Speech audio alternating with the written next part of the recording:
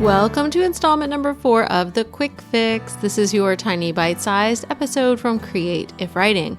This is news, resources, and info for you, the writer, blogger, or creative trying to build an online platform without being smarmy.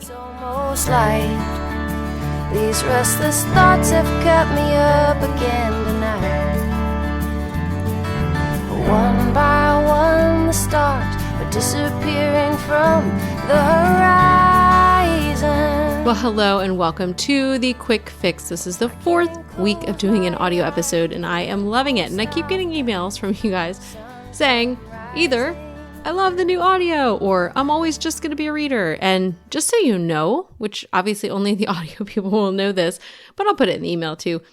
I don't care how you listen or read. Either one is fine. I mean, I love hearing about it. I don't mean I don't care in that way, but I just mean you don't need to be apologetic. That's what I mean, because I'm really happy that some people are reached through the audio and some people through the reading. So that's the purpose. That's why I'm doing this, and I'm really glad.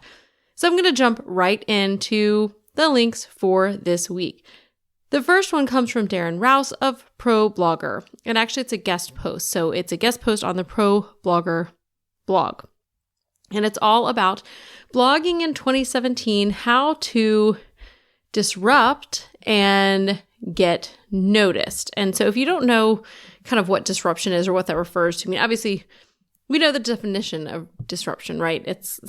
But in terms of creative disruption, it's kind of a different meaning. And this is actually from Sam Warren of RankPay, this guest post on ProBlogger. So disruption, basically, I like to think of the example of the music industry and the disruption that happened when music went digital and kind of things crashed down and there was pirated music and just there was disruption and it changed the way the whole industry worked and new things happened. Or something like Netflix, okay, because some of the music stuff was bad and changed the way things worked. But there's a lot of disruption in video and even television now with the advent of Netflix. It put kind of video stores out of business and honestly, in a few years, maybe television too, broadcast television, because of how Netflix is working. It's disruption. It's something creative and different that flies in the face of what's working, but it also works. And I really like this idea and the post I'm sharing because the thing is, and I think he touches on this, you kind of, in order to break the rules, you need to know them. And this is an old writing adage that you writers are like, yeah, I've heard that before, that you need to know the rules of writing. Like you need to know how to use grammar, how to use different tools of writing. And then once you know, you're able to break the rules. If you're just kind of breaking them willy-nilly, or you're like, I'm just spelling stuff wrong because I don't care, that's totally different than an intentional disruption, an intentional kind of tweaking of what has been used. So I really liked this article, and it doesn't have a lot of, I guess, specific advice, but it wouldn't really be about disruption if it were giving you advice, right? But it basically talks about how, you know, everybody's kind of doing what works. And the example they use, this really hit me because it drives me crazy. I didn't know it had a name. It's called the skyscraper technique. Actually, I think I did think somebody in the creative writing group mentioned it. But the skyscraper technique is that thing. And let me know, please email me or tweet at me if you've had this happen. Somebody emails you and says, hey, I really loved your blog post on this. Guess what? I've got the perfect infographic, link, whatever, that you could include in that post. Wouldn't you love to include it? And I'll share it across.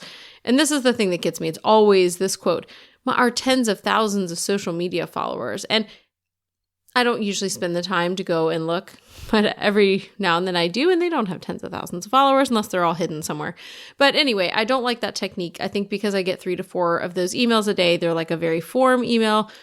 I never do it. I just say no. And I need to actually create a canned response in Gmail because I literally get so many of these emails that drives me crazy. And sometimes they're even kind of rude. Like they'll say, this link you linked to, this is a really terrible resource. I'm like, okay. Anyway, I'm not going to go on and on. I could. I don't like it. So it talks about that as something that everybody's using. So we need to find something different. And please, let's find something different because that is driving me nuts. So I like this idea of being creative and thinking outside of the box instead of just using the same old things, because we're in such a crowded marketplace that if you're using the same tricks and techniques that everybody's using, they don't work anymore. And that's the problem with trainings And techniques is that if you just go by what everybody else does, then you look like everybody else and it doesn't work. So my second link is from Mashable, and it's called Instagram Just Ruined Instagram. And I actually just started using Instagram again this week. I have a creative writing account, but mostly I've been using Kiki Mojo, so it's more dog pictures and kid pictures. But I liked this post. It's an opinion piece by Pete Paschal. And he says, he starts with this: Instagram, the popular social network based around sharing photos, died suddenly on Tuesday. The service was 6 years old. And he goes on to say, it's a joke. Obviously, Instagram's not dead. Nobody's killing it, the way Blab or Vine died in terms of being shut down as a social network. But what he says is that the cause of death was trying to be everything to everyone, a condition it had suffered for months, but had been managing quite well. And so it talks about all the ways that Instagram has changed to be like other platforms. And I think it's really interesting because having not used it in about 6 months, when I went back to Instagram, I actually texted Roxy. So, hey, Roxy, you can find it Gur Feisty on Instagram. And I was like, help, I don't know how to do stories. I don't know any of this stuff because it's all changed since I was last on there. And now it feels like Snapchat. And, I don't use Snapchat that often, but that's what Instagram feels like to me now in terms of swiping all around. Anyway, it's new, it's different, and I do feel like it has had a lot of changes. So that's one of the things that they mentioned, that they're actually making another big change, which is, I think they're creating what was it that they're creating? They're creating albums, like you can, and I don't know what the name of what they're creating is, but kind of albums where you can post I guess it's just albums. I was trying to think if there was a special name for it, but up to 10 posts, photos in a single post. And so his whole point was basically that Instagram is trying to be everything to everyone, and that's just ruined what Instagram was. Now, I don't have my heart in Instagram, and so I can't really say. And honestly, it's just doing what it's doing. So I don't care. So I'm not as invested, but I thought it was an interesting piece. So if you are using Instagram, it's interesting. But also the idea, kind of piggybacking off the first one, talking about using ideas that are new, I liked his point about how Instagram is ruining itself by taking the thing that it was really good at and then trying to be everything. And so instead of keeping its own creative flair, it just tried to adopt the other ones, and definitely did in many ways, especially the stories was literally just like Snapchat. And other than filters, I don't know that they have filters yet. I haven't been back long enough to figure out if they have filters yet. Someone else can tell me. Because again, that's just not the platform. That was the platform I decided to step back from because it wasn't really converting for me. I didn't enjoy it anymore. We'll see if I keep on. But I do think that's a great point. So thinking about creativity, thinking about disruption, going out of the box, and then not trying to just do what everybody else is doing, but finding that one thing that makes you unique and then really going all in on that thing. So that's kind of where and why those two stuck out to me together. The third was this one, and this is from Curiouser Editing, which is a great blog for writers. The article is called Wolf in Sheep's Clothing, Uncovering the Truth About Vanity Publishers. And it's got a live video and some really good breakdown of what vanity publishers are. And so since we're in this world where publishing is whatever, you can traditionally publish, which means you go through an agent and a publishing house. There's self-publishing, which means you do it yourself, and it's typically by the people in there now called independent indie publishing. And then there's vanity publishing. And basically vanity publishing is where you pay, often it's a publishing house like Macmillan or Random House. I don't know that they offer this, but you would pay them $5,000 to publish your book. And the promises that come along with that are varied depending on the company, but often it's like, we'll do the marketing, we'll make your book pretty, we'll do all this stuff. But really, once you've paid the money, they have no investment. They don't get royalties. They don't get a percentage. So they have no stake in the game in terms of marketing. And we all know that even when they have a stake in the game, publishers don't do a great job of marketing. It falls to the author. So this is something to avoid, but I see so many authors asking questions about this and falling into the trap of paying a vanity publisher. So I wanted to link to this and just warn you guys away from this model, because I do think it's great to have freedom. It's great to have options. But of all the things you can do, this is the one that I would really caution you against.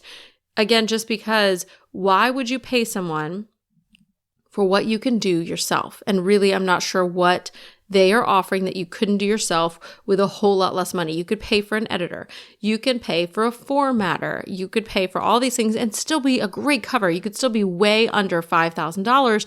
And then if you want to invest $5,000, invest it in marketing yourself, not paying somebody else to not market your book. Okay, so that's just a little bit of a rant there, but that was a great post from Curious or Editing and Shayla.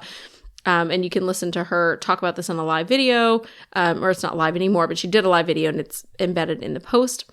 So don't do vanity publishing.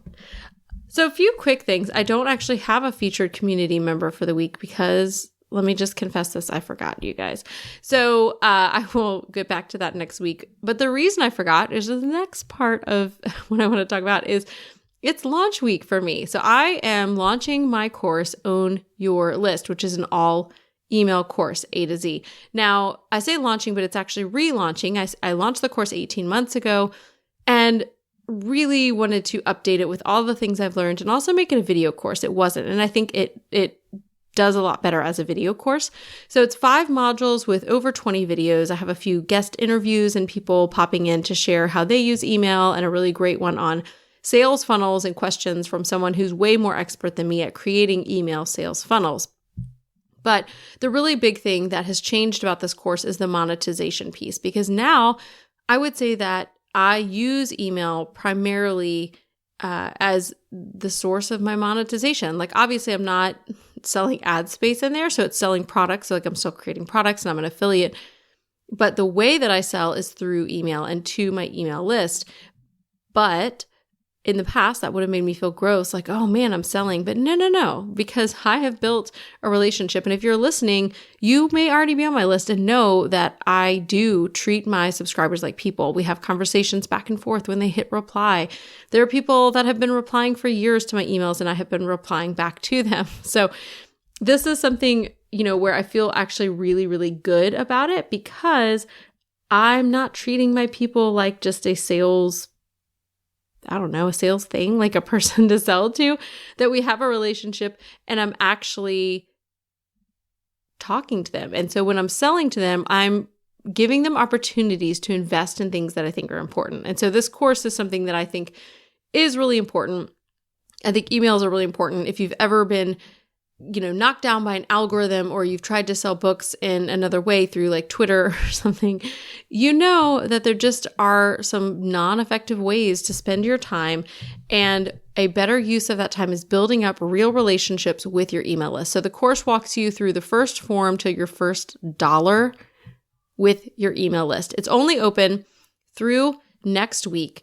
And if you want to get some of the course for free, if you're on my email list, you've already gotten the option. You're getting these emails. But if you're not on my list, here's a great place to get 5 free videos from the course. I've pulled them straight from the paid content, pulled them behind the paywall so that you can get a taste. You can learn something. So if you're like, no, I can't invest in anything else right now, okay, fine, have some free training. But if you're not sure, or you're not sure about me, if you're not sure if this is the course for you, you'll get a real sense for it. And I hope the course will sell itself, that you'll realize, no, I want the whole thing. And it really is a great investment for you. It's going up $20 a day more until it gets to the final price. So today, Friday, it is now, let me see what it was today. I think it's 127. So it was 147, 167, 187. So it's $10 off, but hey, psst, in the videos that you get for the free training, there's a $20 off coupon. So definitely sign up. And here's where you do that. createifwriting.com/workshop. You can sign up and you'll immediately start getting videos and you can watch them. So sign up for that. I'm really, really pumped about it. I think it's great content. The feedback has been amazing. And I really feel passionately that email is where I've started investing most of my time. It's where I invest the most. It's my foundation for everything else that I do in my business. So I cannot stress enough how passionate I am about it. And I hope to share with you that same passion and the tips and tricks I've learned along the way to make your email list the backbone of your business. That is all. So thank you guys so much for listening. If you want to get the links and you're not subscribed, you can go to createifwriting.com/quick fix and you will immediately get access to the archive so you can actually go check in a workflow document to see this week's links and go look them up and read for yourself. I'm so thankful you guys are here, and I'm thankful for this short podcast and for the people who listen and the people who read and then tell me about it. So keep on doing that. Hit reply when you get my emails because I am just right there on the other side.